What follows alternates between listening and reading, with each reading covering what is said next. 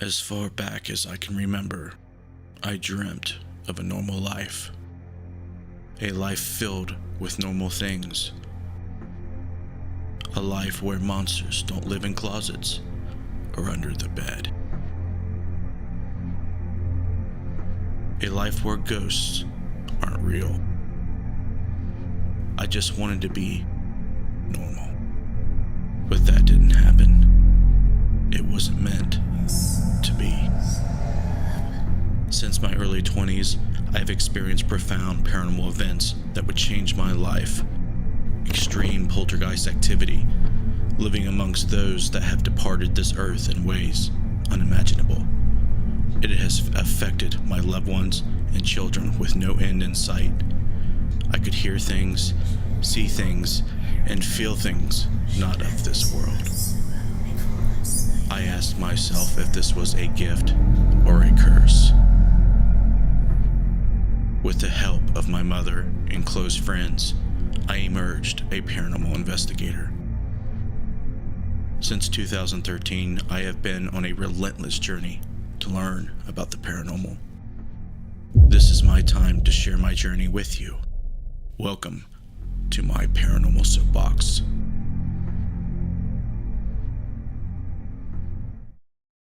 Hello, and welcome to my Paranormal Soapbox. I'm your friendly neighborhood ghost hunter, Justin Brown, and I'm back, ladies and gentlemen.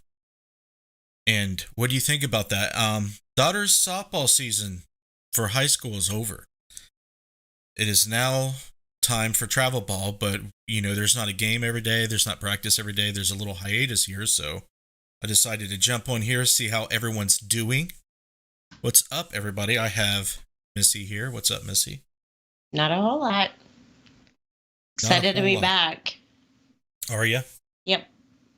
Yeah, it kind of sucks when you get used to, doing the show all the time and talking to everybody, and you kind of become, more than friends. It's almost like a family or a support group you kind of depend on in a way. Right. And you miss it after it goes away for a while, but hopefully we can have a whole lot more shows happening. And I think I was either talking to Josh or Derek about trying to see how we can bring back the Necromancer live show and maybe get some guests on the show that people would be interested in hearing an interview from. What do you think about that? That would be cool. I agree.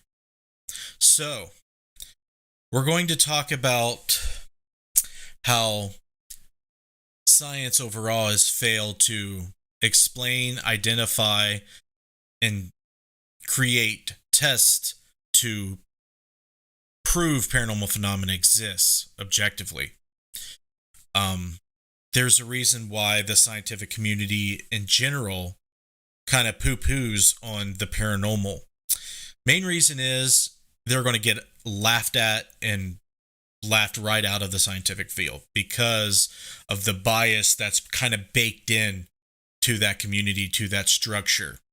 It's like an entity that kind of puts the hammer down and tells you what's real and what's not real. And it's based upon this ego that pretends to know how things work intimately about reality, which in fact, they do not. There is so much that we do not understand about the laws of nature that it is pretty crazy how childlike we are understanding everything.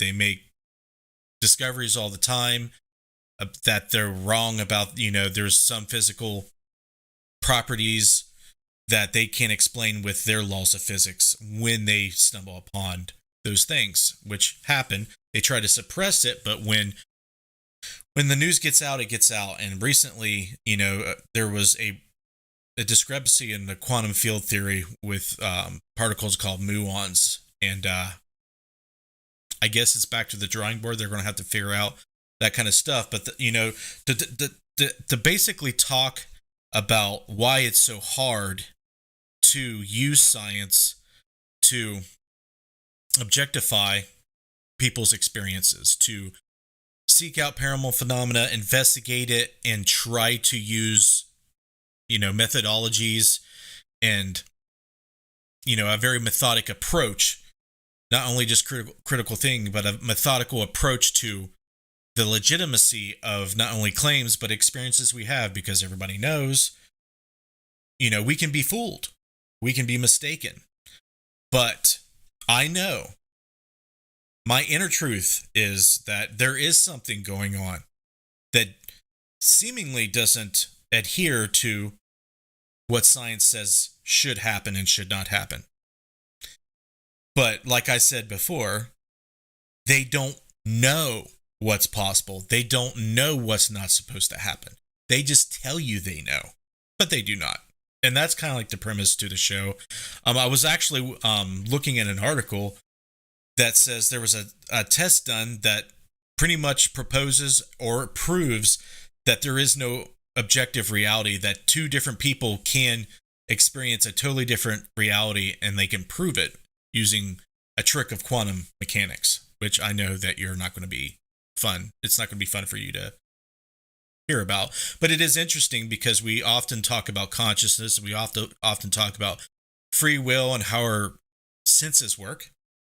So one person can basically experience something completely independent from somebody else's objective experience, and we're not sure how different it could be. There could be very small differences, or it could be more than just very minute differences.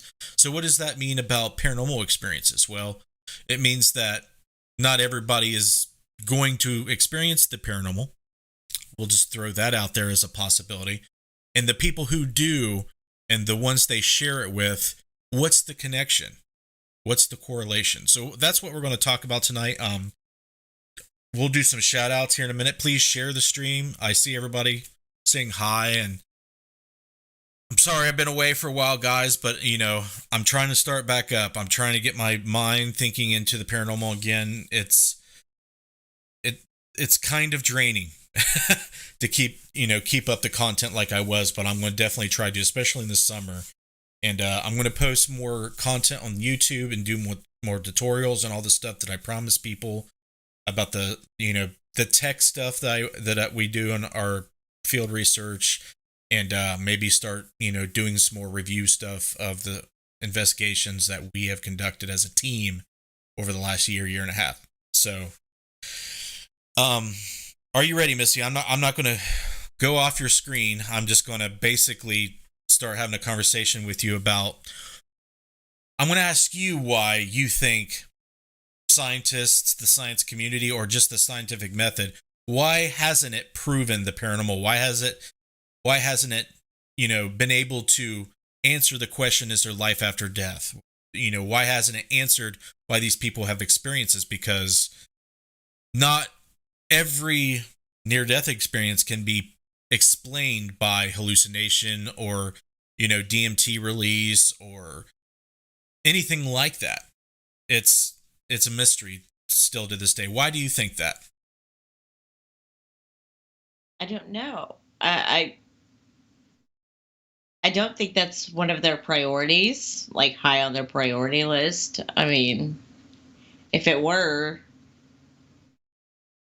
we would probably know everything we needed to know by now. Everything? Well, maybe. I mean, I just want to know one damn thing. Is there life after death? Like, as we know it, life. Is there, and when people say life... you mean, are there ghost jobs, or, like, is there, like, a linear path through an experience that is built upon memory and experience through, a one linear path from, one point to another? And that's what we kind of view as a life. We're born, we start growing, we start developing memories, we start developing a personality and start remembering all these things that happen and integrating it into our consciousness, and we start to become a person, and we start to grow, and we learn from our ups and our downs and our rights and wrongs, and by the end of it, we clock out.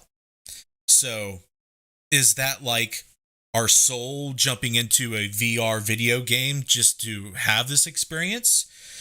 And if that's true, if that's analogies close to what's going on, what is it like for them? Because I've always, hypothesized that the reason why we cannot conceive what our souls, do, when you try to think of it as a life, right? Mm-hmm. I think it's memory. I think our memory, the memory that our body has, is not like what our soul has. No. Well, it's similar. Do you know what I mean? In the way that I've felt it, it's similar, but it's not completely the same. So, how do you think it's similar? They still feel boredom. They still feel sadness. So emotions. Uh-oh. Missy froze. Look at it. She froze with her mouth open. We'll see if she comes back. Oh, she changed her face expression. We are experiencing a lag. See if she comes back. Come back to us, Missy. Uh-oh. Already tech problems on the show. That's a bummer. She may come back. We will find out. Oh, there she is. There. We got you. Okay. Her emotions froze, Bill said. Yeah. Her emotions froze. So you were kind of talking about they still have emotions. Yeah. But what about memory? Because when we wake up after sleep, it's almost like we're reborn in a way. Mm-hmm. Okay. It's almost like we start fresh. But then throughout the day, things that happened to us in the past still come back and have an impact on our daily lives. But, as we go on through the day, our memories of what happened and everything, all the events unfolding have an impact on that day. But as we go through life, everything that we have accumulated memory-wise is pretty much what shapes us, what makes us who we are. So my idea is the soul, if it exists, does not have that. It doesn't have memory like we do. It experiences things, it feels things, it sees things, it has, sensory perception, but it's so far removed from how we have it. It's almost impossible to explain and to understand, with our senses and our brain trying to think about it. Mm-hmm. I know that there's a lot of people who have near-death experiences, and when they come back, they remember it very vividly. But I'm curious to know how many people have died and come back but not remember it. The number's got to be high. I don't remember anything. In your coma. Yeah. So are you agreeing with me that there's a chance that you had all these experiences while you were in coma and not remember it at all? Yeah. Like I remember the hour before I came out of it. And I don't know if that was my brain trying to wake up or, or my body trying to come back. So, when you go into an alleged haunted location and there's claims that there's ghosts, that there's a haunting taking place, so many people can go to this place and experience things, but if you send in an objective, team that maybe not believes in ghosts, maybe they don't, approach it like that, they'll go in there to see if anything happens. They'll bring cameras, bring recorders, and they get nothing. Why do you think when you try to go in there scientifically, you can't capture it? Now, as you know, we can go into a location and capture voices in crystal clear clarity. It's rare, but we do that. Mm-hmm. But why is that only what we're getting? We're not getting any visuals of manifestations. We're not really seeing things move on their own, which people do capture, but it's really rare. Right. I mean, it just seems like it's so random and so hard to predict. That's what science is all about. It tries to learn or understand a phenomena that you can actually pin down, right? Like if it Right. wants to study a sun or a star off in a nearby galaxy or in our galaxy in a nearby solar system, it's always there. They can look at it, they can do their science on it and figure out all kinds of things about it. And they don't have to worry about it never being there except for random moments. It would be like it bleeping in and out every a couple times a year. Right. And then you would expect them to be like, "Oh, let's do some scientific research on a thing." This blip, that's the problem. That's the main problem that I see. Mm-hmm.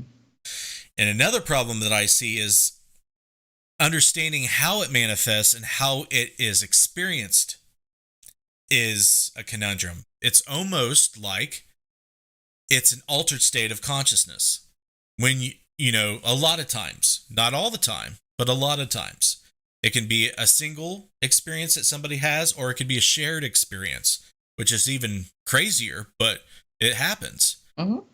So when I was looking at this article, and we'll get to your comments here in just a second. I'm going to try to flush out this idea. Everybody's just still saying hi. That's the only I see comment. that. I'm like, hi. I'm like, we're going to talk to you. I promise. But this article stated that, two people can experience two different realities. It's like, it's a thing, and we have to accept it. We don't know the scope of how different these realities are. They could be so different that we can't tell they're different. But I think that it's very possible that someone can go, even live in a location that someone else experienced highly active and not experience anything at all. And I believe the reason that is free will and consciousness. Now, what were you going to say? Antonio just asked, are we talking about my jail experience? No. Well, we No, kind we're of not. are. We kind of are. Well, not directly. Not directly, but he experienced it and we didn't. We were there to see it, but we didn't experience what was going on inside of him. Right.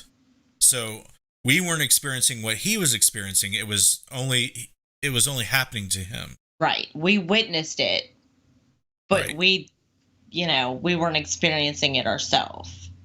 Correct. So that does apply.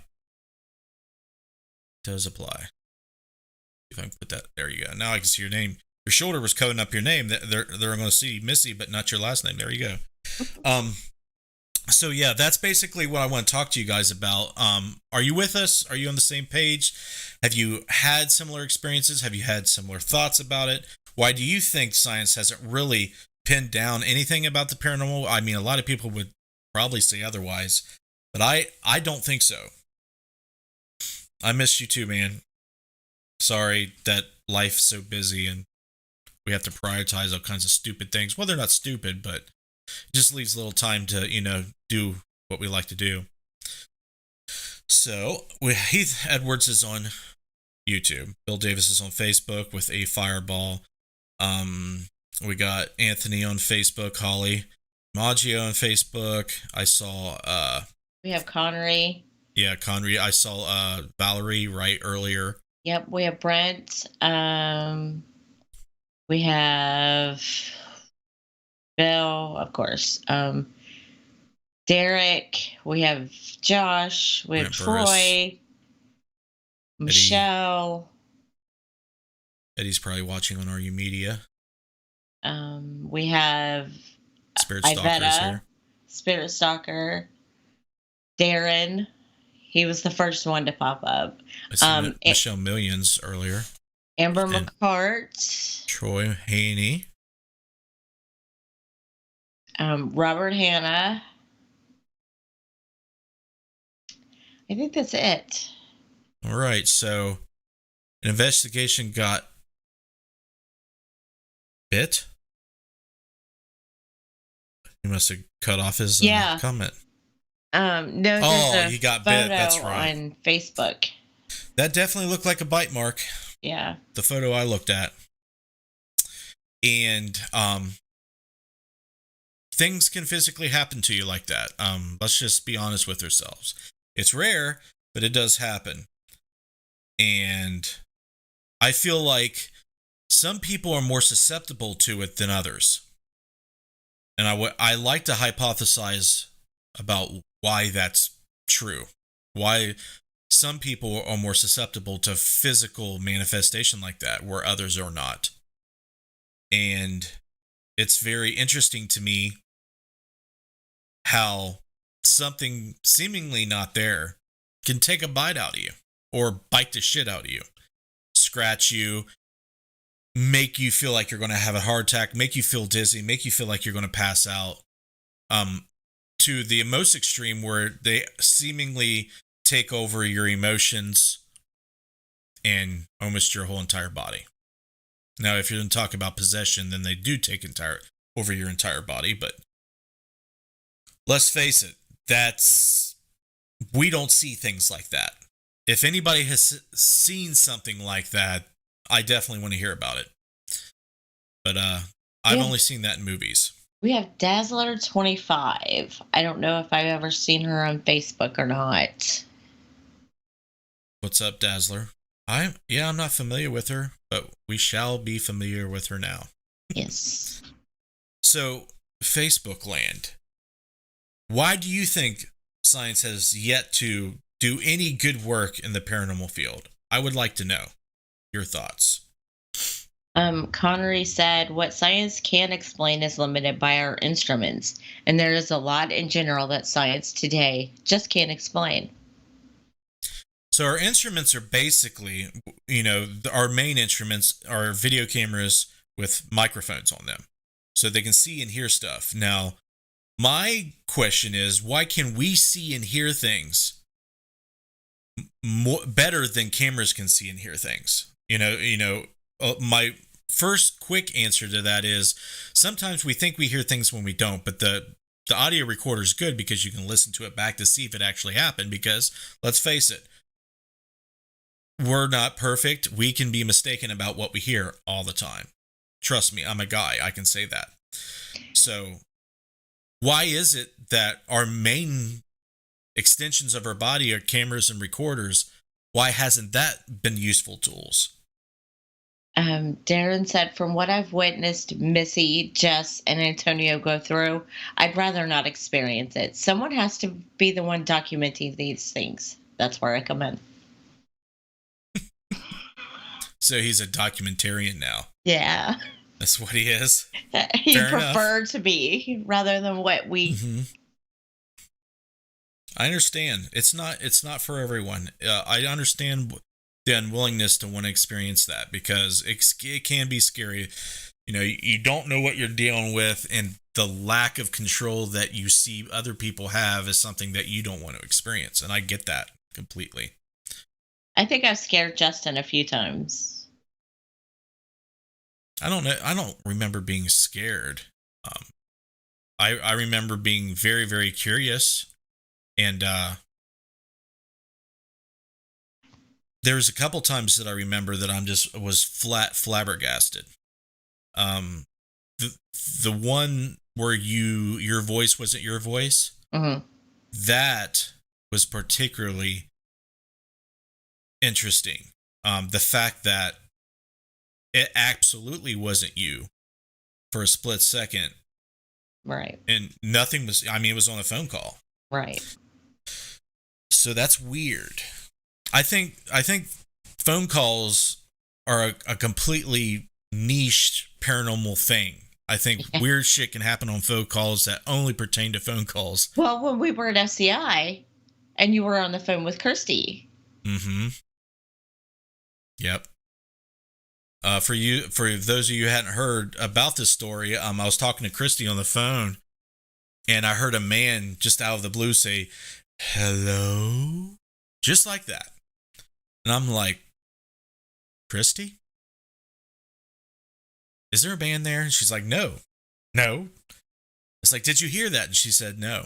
So I'm the only one that heard it, and it definitely came from the phone. And that was weird. Spirit Stalker said, over 30 years ago, my nephew got possessed in front of my whole family. Jesus. IS said, I wonder what you think about the lack of academic work on photographic and video evidence of the paranormal phenom. Well, the majority of it is caused the lack of photographic evidence is caused by mostly the people that are spending all the long hard hours and time trying to do it don't know enough about photography to do it justice. There are a lot of people out there that have at least basic knowledge and skills of photography, or more than that, do a great amount of work trying to capture things. And that is a great question. I really don't have an answer. I know that we talk about all the time on the show that what we see with our eyes doesn't necessarily mean that it's optically seen. And what I mean is the eye is like a lens. It has a pupil that dilates, and it's almost like the aperture of a lens. It lets light in, and the light information, gives our retinas information to translate into an image. And that's an optical effect. It's an optical phenomena. And a lot of times when we see shadow people, when we see full-blown apparitions, there's nothing there physically or optically to see. So what are we seeing it with? Is it our third eye? Is it some part of our brain that we don't understand? Is it a sense that that our scientific community has not yet discovered? Where was I? Billy Miley said, I was at Waverly Hills, and toward the end of the night, I took some random live photos. I didn't hear it, but the next day when I listened, caught an awesome AVP. I posted it on Waverly's Facebook page. If you get a chance, check it out. I will. You can link it in the chat, and we'll look at it right now if you want us to. And I've definitely got an AVP that's pretty profound from there, but I would like to hear yours. Connery said, from my understanding, cameras and recorders aren't advanced enough yet to pick up the full range of what our senses can pick up. That might be right. At least not the ones investigators can get their hands on. You might be right. IS said, also, if that's okay, how do you relate to the existence of cultures and places where these aren't common or well known? In Portugal, just as an example, ghost stories aren't common in popular culture. So I do see correlations that seem to connect with what the culture, what the general consensus is with the belief systems within that culture. So the first thing that I'll say is that if it's not very acceptable in a culture, the people who do experience it are going to be very reluctant to come forth with that information. So you're not going to hear all the stories and claims that people may have. I don't know if it directly impacts the amount of experiences or the capability for people to have paranormal experiences. I have no idea. But I definitely can tell you that a lot of people is not going to talk if it's not accepted. I know the increase in acceptance in our culture has brought all kinds of people out from the shadows to talk about their experiences. And the community that exists online and at conventions and paracons and elsewhere have been tremendous. And, for people to come out, tell their stories, share with people, and cross-check their notes with everybody else. Like, what do you think about this? Like shows like this, what do you think about that? Have you experienced this? Yes, no.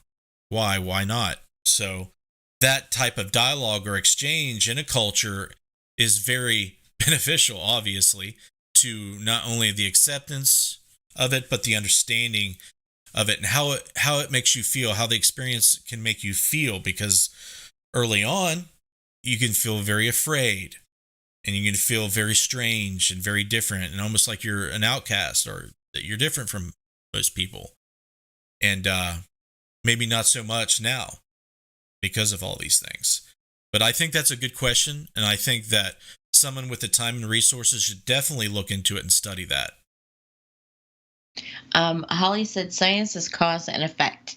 So question is, How do we measure what mediums and psychics see or hear? Well, there's the basic stuff like the tensor test where they show them the freaking cards with the stars and circles and squiggly lines. That's one crude form of test. But I don't believe that's how psychic phenomena works. So once they understand what psychic phenomena is and weed out all the fakes and the frauds and actually find people who know things they shouldn't know, they got to figure out how to test that. Because with my experience of psychical research, which has been very in depth for the last few years, there's patterns that psychics pick up on depending on what type of psychic they are. They could hear things that other people don't. They could see things or know things that other people don't. Some people feel things that other people don't. That doesn't come from their normal senses. And it could be that these things that they're feeling, seeing, hearing, and even smelling are not, they are spiritual in nature or paranormal in nature. So that is very hard to scientifically study. What we have done as a research group is taken Missy, myself, Jessica, and the others in blind and see what they can pick up on. Does it correlate with the history? Does it correlate with what people experience and report there? Why not? And it seems like some things can be picked up on, but it's not ever close to 100% accurate. I mean, even my mother, that's the most talented metaphysicist that I know, is not 100% accurate, but she's very close. I would say she's anywhere from 70 all the way up to 90% accurate most of the time. And that's super duper high compared to most psychics. And when you get psychic readings online I don't want to, throw anybody on the bus or make anybody mad, but most of the time it's a tarot reading. And the reason why it's a tarot reading is it gives them a starting point. It gives them something to go off of. When you just call up someone randomly on Skype or on the phone, that's very difficult. And there's only a few people that I know that could actually do it. The only psychic that I know that I've ever met that could go on a tangent and just read what they see in front of them is Jessica. Without the cards, without any of the other bullcrap, just them and the person they're reading. It's certain things. Like if someone would like trying to debunk them would be trying to come up with things that she couldn't to try to debunk her. Right. It's the things she connects with that you have to understand. Right. So, when you're observing Jessica, which you are right, so a lot of the times when she's picking up these things, it's impossible for her to know. But why is she knowing these things? What is she picking up on? Right. So, she can do on the phone and never see you, but she's hearing you. Right. And she can base a lot of things off of just hearing someone because there's nuances in speech patterns and there's so many intuitive people out there can just get a lot of information just by talking to somebody. And all of a sudden their brain and their consciousness is flowering and blossoming with all this information and it's blowing these people away. But if you ask them their middle name or things that don't pertain to what she's connecting to, she's not going to know. Right.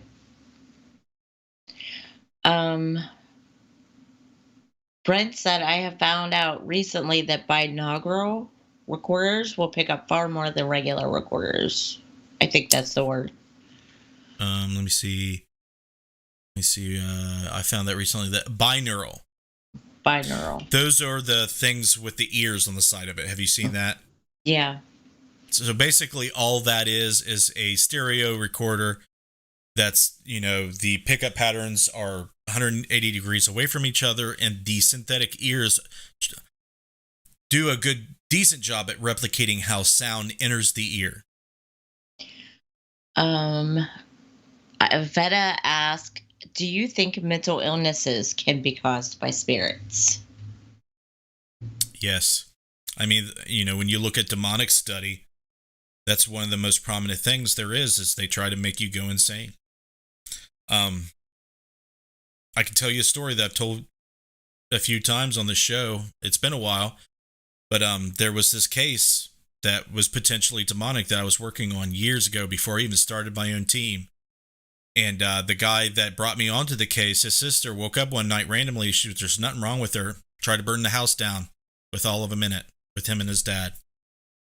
And she's still in this sane asylum to this day. And I didn't hear it from him for a year and a half. He completely dropped off the map. He was completely terrified. And he wanted nothing to do with that case because he thought by just, alienating himself away from me, he wouldn't have to think about the case. He had no connection with the case. And he felt safer that way, which I understand. But yes, absolutely. It can happen. Darren Smith asks, do you think if you're not really open to paranormal or if someone is a skeptic, you won't really experience it? Almost like you just won't notice experiences if you're not open to experience it? When people say open, I have a problem with that. The analogy that I'm going to give you, I hope, is a good one. Okay, say you're not gifted musically. Say you want to sing, but you're not great at it. Maybe you have people in your family that are good at singing, but you just don't find it easy to do. So let's just say you go take singing lessons. And at first it was complicated, but you kept going, you kept trying. And then after maybe 3 months, 6 months, you start to carry a tune. There might be some songs that you can sing that once you listen back to on a recording sound okay. So you keep on going and you keep on going. So once you learn the basics of singing and you learn key and musical scale, you start to listen to other songs and identify with what key they're in and what scale they're singing in. Maybe it's an instrument that, there's a parallel that goes from, singing to playing instruments, right? So maybe you start to notice different things that you didn't notice before. But see, since that you have a better understanding of what's going on, what you're hearing, what you're experiencing and sensing, you start to see things that you didn't before. So that's the analogy that I would like for you to kind of take to understanding why some people experience things when they don't. So take an empath, for example. There's feelings and emotions and information embedded in the reality all around us. So if you're someone who feels deeply and is very sensitive to emotion, you are going to pick up on it anywhere and everywhere. And you're going to pick up on it, from sources that you cannot see or that you don't know about. But it's there. There's patterns. There's things there that you're picking up on. Now, some people who are emotionally retarded or ignorant may not pick up on those things. Or maybe they are, so far removed from how they feel and how others feel, they're not open to it. So the paranormal, I feel, is the same. The more you understand it, the more you know about it intuitively, the easier it will be for you. But you can learn how to open yourself up. You can learn how to understand, hear, and sense these things with the right teaching. So hopefully that helps you understand or answers that question. Tracy, I agree with you wholeheartedly. I'm dealing with it right now. She said, I feel fear holds people back and they block it. Absolutely. And that's a whole nother show. Case in point. That's a whole other show. Say it with me, Justin. What? Derek Schreiner. He's not that way anymore. No. He's fully wide open, taking it in the butt a lot now. Yeah, he doesn't like it either. But sorry for the vulgarity. I'm trying to cut down on it, but that's just how it is. He made a decision to not, filter it out anymore. A lot of people do filter it. Absolutely. I believe that. And that's where I kind of come back to the original idea that people experience things, reality, in totally different ways, but both of them are correct. Right? So fear, free will, subjective nature of our senses and our consciousness will alter what we experience and what we objectify as reality. Connery said, I'm tone deaf, so no matter how hard I try, I'll never be good at music. It's possible that someone could be tone deaf when it comes to the paranormal and not experience much, even if they wanted it. Right. That basically sums up the analogy I gave. So, the reason I give that analogy is a lot of people use frequency and vibration to give an analog for how they sense things or how they resonate with things metaphysically. So that's a good analogy. Bill, I hope she kicks your ass. My girl lies. Which girl is he talking? Fireball. I missed you too, Laura Helms. Sorry that I've been away working and watching softball over and over. And over and over and over.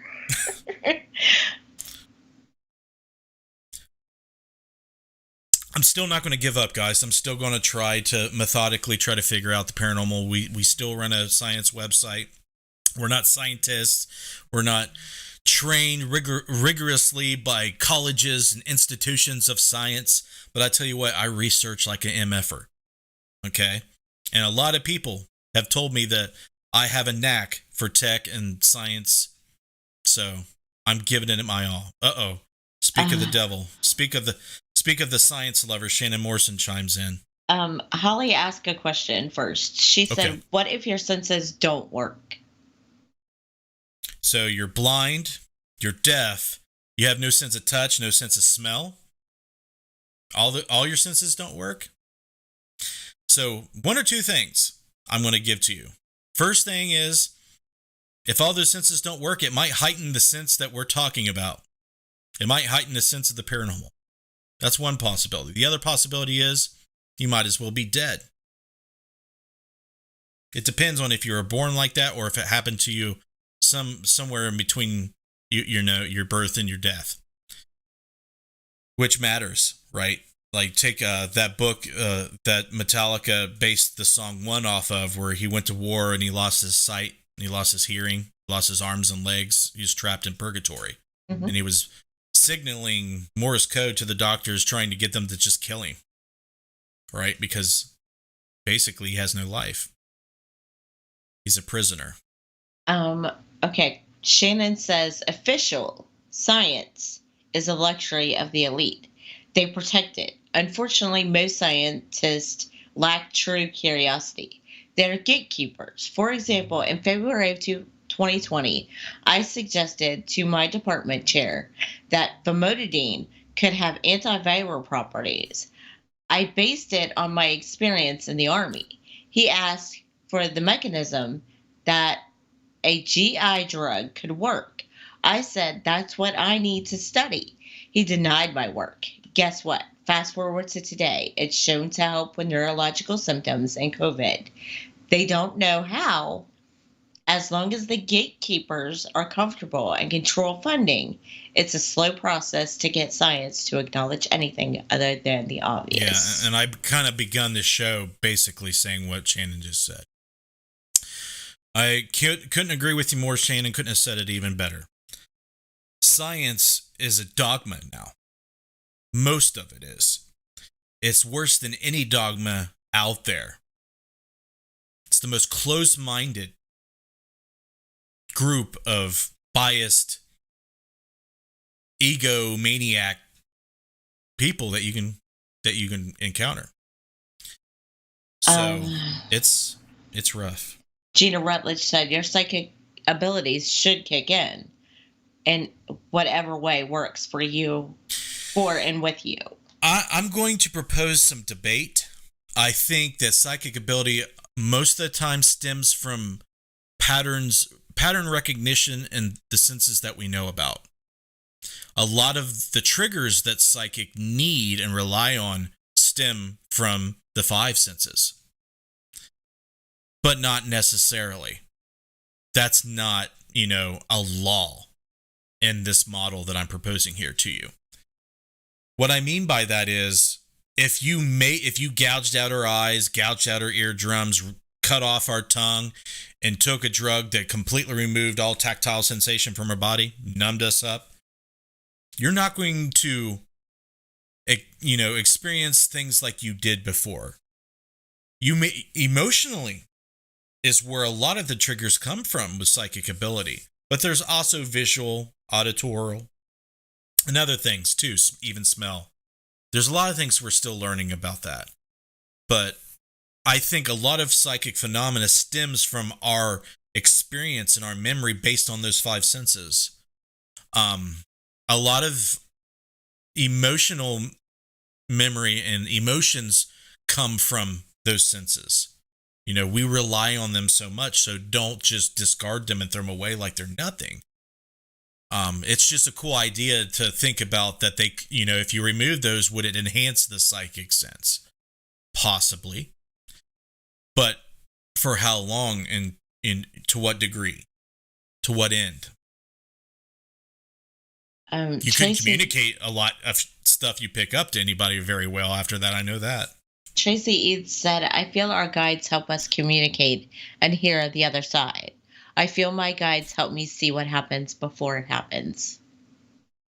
It could be, but maybe you're not giving yourself enough credit. Maybe you're doing it, not guides telling you these things. So consider that too. I guess what you're talking about, the only thing that I can add to that is when we were at FCI and I was walking up and down the hallway in a circle, singing. I said, they make us do this every day. We can't go past the red sign. And I was walking in a circle around the chair at the end of the hall. I did not see you guys. What are they making you do every day? Remember when I was walking down the hallway and I said, they make us do this every day? I remember you saying that, but you didn't clarify what you meant. They make made you us walk up and down?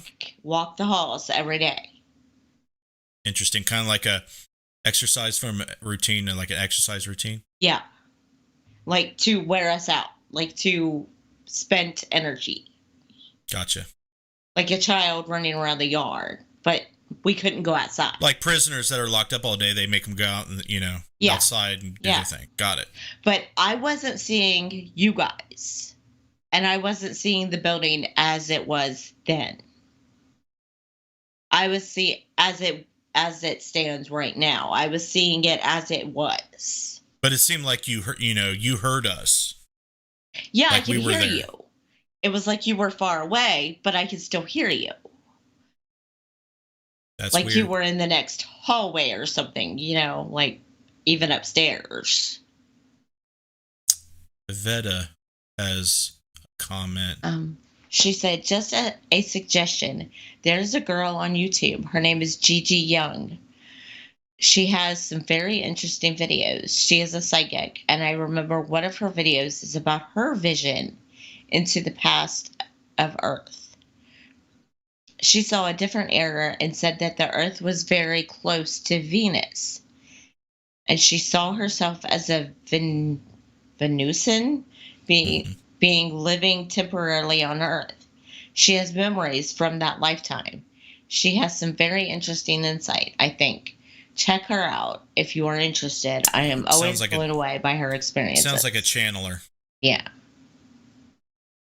Yeah, that's pretty far out there stuff that I really don't have a whole lot of experience with. I know my mother has definitely channeled and definitely is low key on, how she conveys a lot of that to anyone because it's really weird. But a lot of people have gone out and put themselves out there. I think the only one that she's talked about that to in depth is me, and we haven't gotten that in depth. But I'll ask her questions and she'll answer me as I go along. Mm-hmm. Shannon has said something here that I agree with. She says, your brain is a supercomputer for some. It can process every possible outcome. I think psychics can use their sensory inputs to come to the most likely outcome. There are very observant observant of things typical people numb themselves to, which I'm going to add to. Now I talk about the orchestrated objective reduction theory that's Sir Roger Penrose and Stuart Hameroff have theorized that microtubules in the brain act as quantum computing machines, organic quantum computing machines that basically orchestrate collapsed reality information. What they propose, that is, the consciousness doesn't exist outside of the brain per se, but there's consciousness everywhere. There's collapses in, quantum superpositions everywhere, and our brain quantumly orchestrates all of this collapse into reality, a conscious reality that we're streaming right now. So it's almost like a quantum soul, a quantum computer, kind of basically what she's saying. And I've gone out on tangents and, thought in length about how psychics can pick up on quantum information that's entangled within the environment. Because if you look at quantum entanglement, there is, if that's true, there is possibilities that we are picking up on things entangled in the environment quantumly, and there may be an extensive amount of paranormal phenomena that is quantum in nature. I say that because everything is quantum in nature. So, but can things, models in quantum physics correlate with, models that would explain mechanisms behind paranormal phenomena? I don't know yet, but I think it could. Tracy, it said, my brain is so blank. I think that's why I can connect most of the time. You're in a meditative state. Now, me and Jess work totally different most of the time. Yeah, it looks like there's some similarities in the senses, but there definitely seems a divide in how it comes through and how it's conveyed. You're more physical. She is more like cerebral. Mm-hmm. She's more like a download. Information is conveyed through a download of information. You are like physically in it. You are feeling it, seeing it, hearing it, and sometimes saying it, mm-hmm. More physically. Right. So it's more of like a physical mediumship, mm-hmm. where Jessica is more of like a claircognizant and clairsentient psychic. Mm-hmm.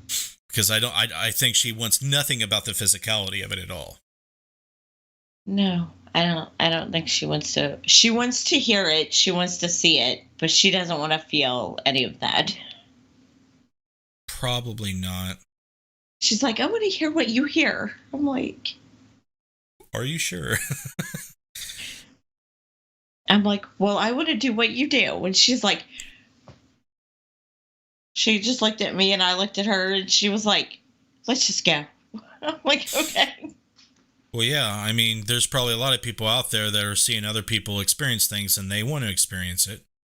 But that's the thing about consciousness, and then about, everybody's unique ability to experience things in, different ways. If I think for some reason, somehow I have displayed the ability to get a group of psychics together to do some pretty crazy things. Like, I've between me and my mother have juiced up places so much that it can become easily overwhelming for people in the group. The girls, they just see it coming from a while away and they go outside. Derek will stand there like, I ain't scared of shit. Bam, bam, bam, bam, bam. And then he has to be drug out. You know what I mean? Yeah, I do. Bill Miley posted a link and he said that's their live photo.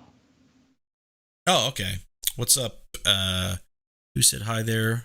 Was it Greg Cox? Oh, Greg. Yeah. Let's see here. Do they want us to take a look at the photo? Yeah, I think he does. Okay. Let's do it. Let's bring left monitor up there. Oh, nope. Yeah, nope. We will hide Missy for a second. Laura, you mean Jess? She is Emma's playing softball.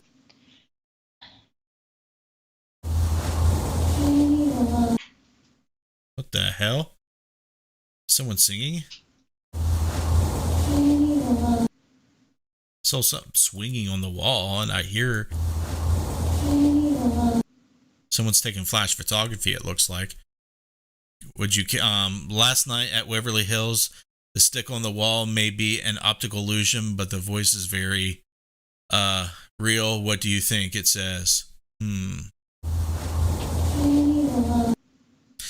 one's saying anything. They're just kind of like humming like a 2-note melody. That's all I hear. That's all I hear. Oops, wrong one. Image. There. So yeah. It definitely sounded like someone humming or singing. It's like maybe they were caught in mid singing. Well, that's what they did to pass the time, too. Did you have more than one recording device going? And if so, did you check all of them to see if it come across on all of them? She's and fine, did Laura. you have any shots recording the people in the room so we can be clear that it's not them doing it? And I urge that all the time. Not a lot of people think about it to do it all the time, but it's very important.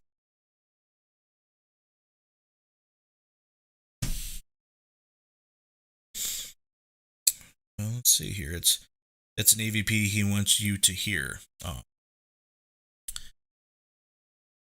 Shayna said, yes, I think we will be able to measure it. Psychic energy that empathic people read when the money is invested in neuroscience. The exiting thing is, after a long pause, people are investing in it again.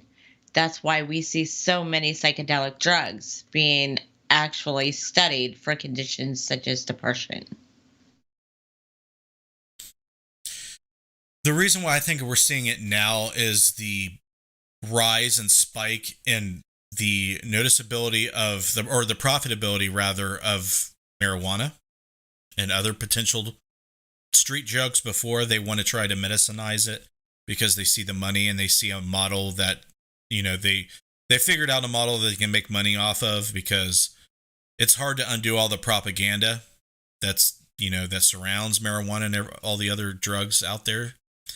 So eventually we'll get to the point where they are making money off that and not pharmaceuticals, but giving us the freedom to medicate ourselves with those drugs isn't there yet in all states. But I think that's why a lot of people are studying it now, because there's a boom in the profitability of marijuana, and at a state level it's been passed as fair use, and that's taking root in surrounding states and other parts of the world. And it's something I like to see more of. But let's face it, there's a lot of drug addicts out there. They're doing themselves no good. It's still a problem. After my cat passed, I felt her rubbing against my back like she used.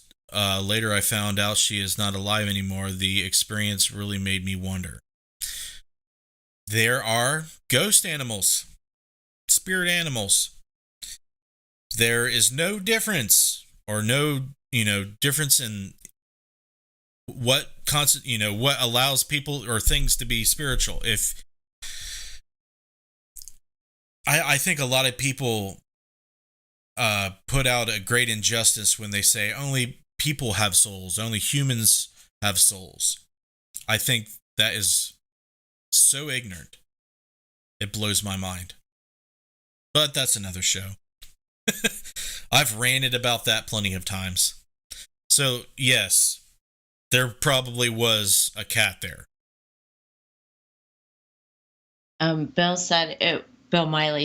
Billy Miley, she said it was just a live photo. At the end of the night, our video camera was drained, so I just went through different rooms taking random photos. Okay. If you ever want help trying to solve the problems of not running out of batteries, I'm your guy. If you've seen the amount of battery power that we take to investigations, we can probably power a small city for a year. That's an exaggeration, but Missy, tell them how crazy it is. It's crazy. We but never don't run put the out batteries power. in the wrong way. Yeah, especially the deadlights. Sometimes our batteries do get drained, and we have to replace the batteries. But we It have does happen. batteries to replace the batteries that drained. Yeah. It happens, and you know it's not a matter of having enough. It's just you really can't stop it when the drain occurs, which is a problem. I don't want to minimize that problem that people do have. Just get more batteries or power things externally with, portable batteries with a lot of capacity. All right, well, it's 9:03. I think we've had a good show. We've had a good comeback. What do you think? Yeah. Yeah. Yeah. You feel better about yourself? A little bit. Hey. Come on. Hey, I'm glad. I miss doing this, and I'm happy to do it. So I'm going to wrap up the show. Missy, you can just hang in there for a second. I'll go through my normal routine here. If you guys are curious about what we do and haven't checked out our website, you can do that. Interfacedeath.net. We'll link it in the chat right there. Everything that we do, all the science we do, all the video productions, all the field research we do is all there. Check it out.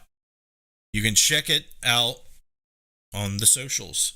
We have a Linktree link in the video description. Just one click and it will give you a list of all of our links to everything, our entire presence online.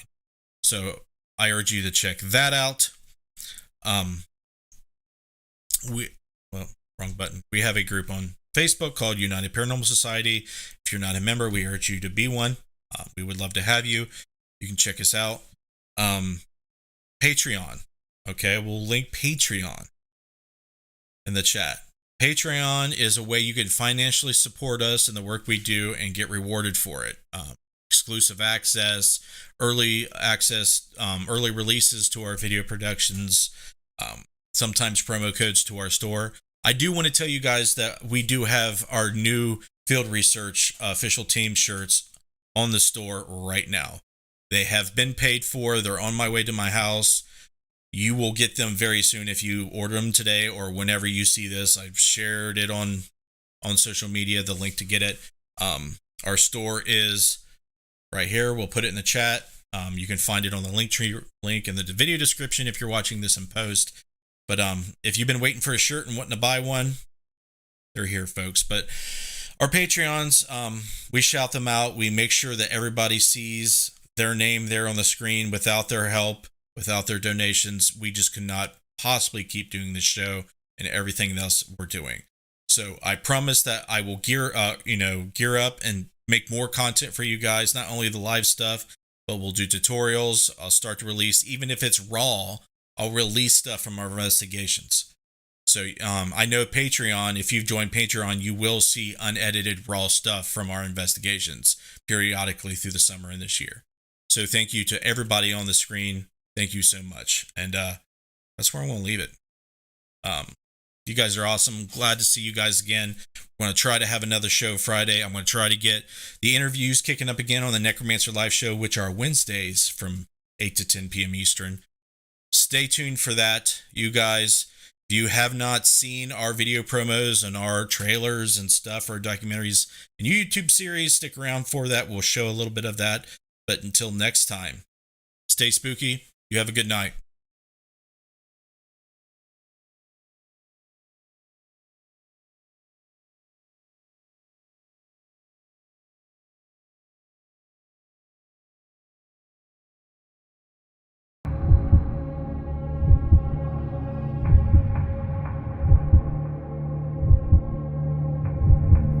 That morbid curiosity to explore the darkness.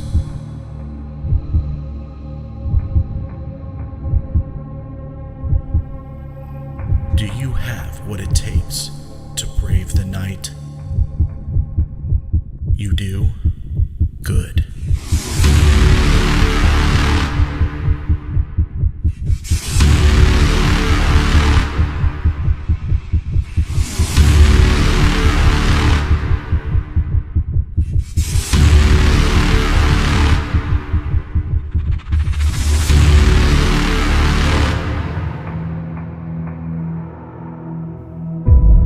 Dead light.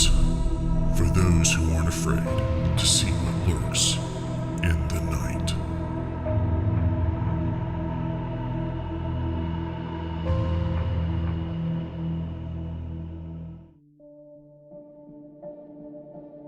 My paranormal journey began many years before I called myself a ghost hunter. I entered into the paranormal community 7 years ago, not knowing how investigating the most haunted places in the Midwest would turn out. Once I found the right people, I led them into darkness, searching for the light. We would find no answers in the data, but what we found buried within ourselves would not only take us by surprise, but may define the paranormal in ways never imagined.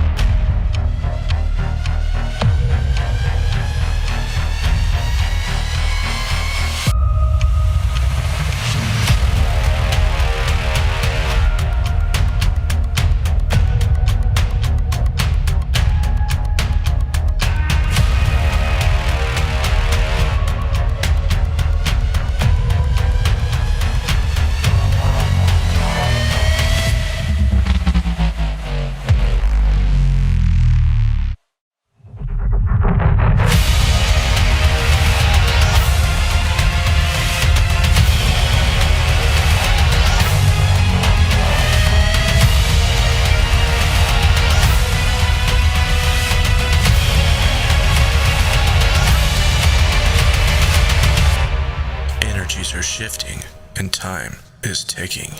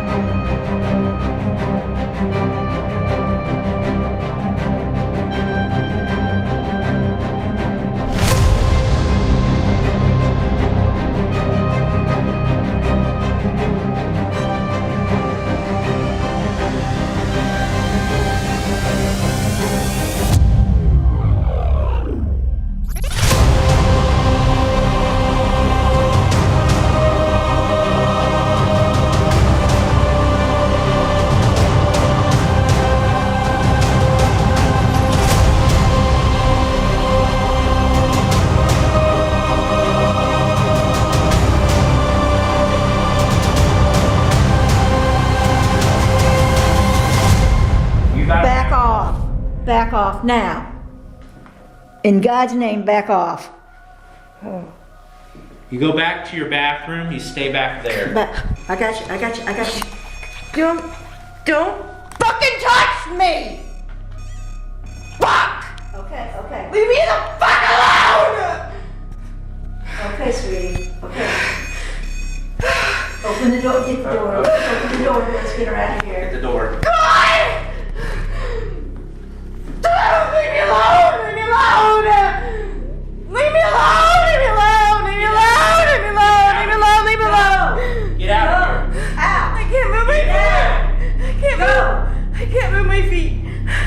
In God's name, out of here now!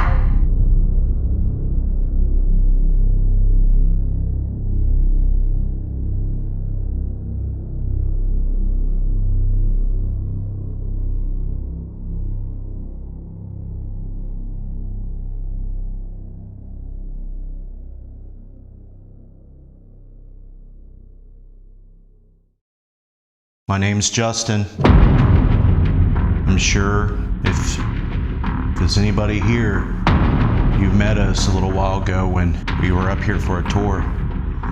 I'm all by myself. My friends are downstairs. Did I just hear you? It sounds like I'm completely surrounded.